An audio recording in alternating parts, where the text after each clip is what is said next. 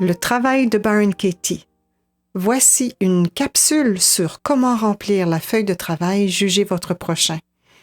Cette feuille existe en format PDF avec des espaces où consigner tes énoncés directement dans le document.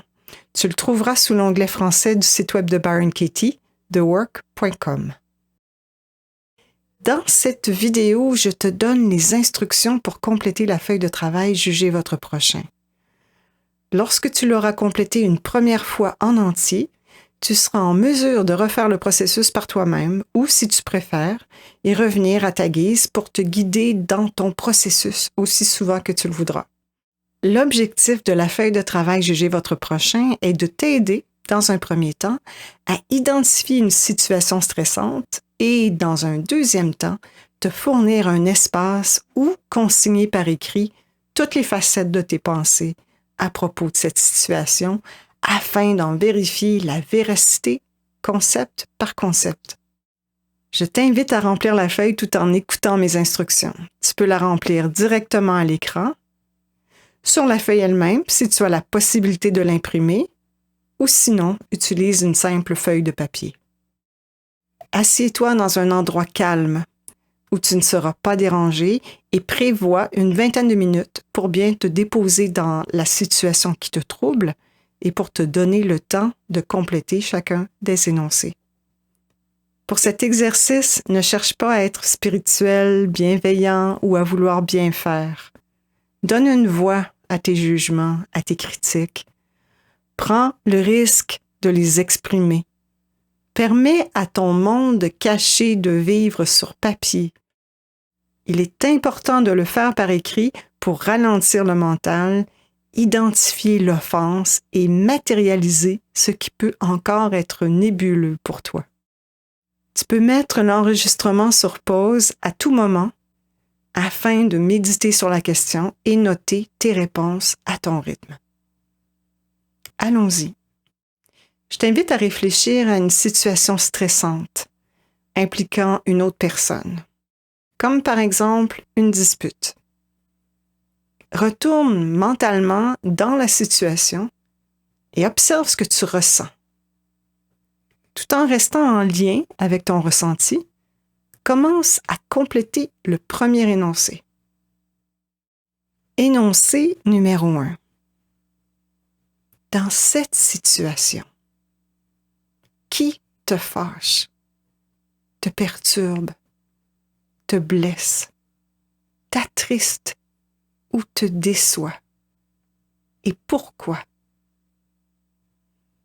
Par exemple, voici une situation qui s'est produite dans ma vie il y a plusieurs années.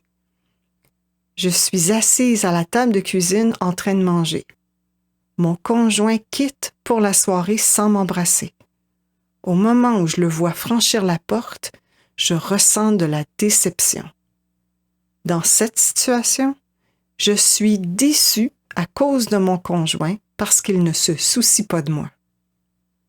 À toi maintenant, dans la situation qui te cause de la souffrance, en quoi cette personne t'offense-t-elle? Quel reproche as-tu à formuler à son égard? Fais des phrases courtes et simples. Prends tout le temps nécessaire. Énoncé numéro 2. En continuant à être en lien avec le ressenti de ta situation, à ce moment précis et à cet endroit, en quoi veux-tu que cette personne change? Que veux-tu qu'elle fasse? Dans ma situation, qu'est-ce que je veux de mon conjoint au moment précis où je le vois franchir la porte sans m'embrasser et que mon cœur se contracte? Dans cette situation et à ce moment précis, je veux qu'il revienne dans la maison. Je veux qu'il me dise qu'il a simplement oublié de m'embrasser. Je veux qu'il apaise ma déception. Je veux qu'il me donne toute son attention. Complète l'énoncé numéro 2. Je veux qu'il, elle. Énoncé numéro 3. Encore une fois, tout en demeurant en lien avec l'émotion de la situation, quel conseil donnerais-tu à cette personne? il ou elle devrait ou il ou elle ne devrait pas. Par exemple, dans ma situation, mon conjoint devrait être plus attentionné envers moi. Il devrait être plus investi dans notre relation. Il devrait me faire sentir importante pour lui. Ancrez-vous dans votre situation.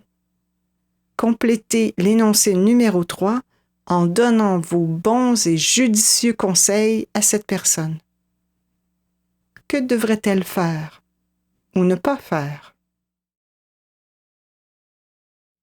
Énoncé numéro 4. Pour que tu sois heureux, heureuse dans cette situation, qu'as-tu besoin que cette personne dise, ressente, fasse? En d'autres mots, qu'as-tu besoin que cette personne fasse pour passer de l'émotion négative de ton énoncé numéro 1 à heureux, heureuse? Dans ma situation, j'ai besoin qu'il m'aime, j'ai besoin qu'il me rassure. À ton tour, pour être heureux, heureuse dans cette situation, j'ai besoin qu'il, elle. Énoncé numéro 5. Que penses-tu de cette personne dans cette situation? Fais une liste. Connecte-toi au ressenti de ta situation. Écris à partir de ce ressenti. Ne cherche pas à être spirituel et ne cherche pas non plus à atténuer tes jugements. C'est le moment de te lâcher sur papier. Dans ma situation, mon conjoint est distant, froid, préoccupé, insensible. Note tes jugements et tes critiques à propos de cette personne dans ta situation à ce moment précis et écris-les dans l'énoncé numéro 5. Énoncé numéro 6. Par rapport à cette personne et à cette situation, qu'est-ce que tu ne veux plus jamais revivre? Dans mon exemple, je ne veux plus jamais sentir que je ne compte pas pour quelqu'un. Je ne veux plus jamais avoir l'impression d'être abandonné. Remplis l'énoncé numéro 6 sur ta feuille de travail. Qu'est-ce que tu ne veux plus jamais revivre?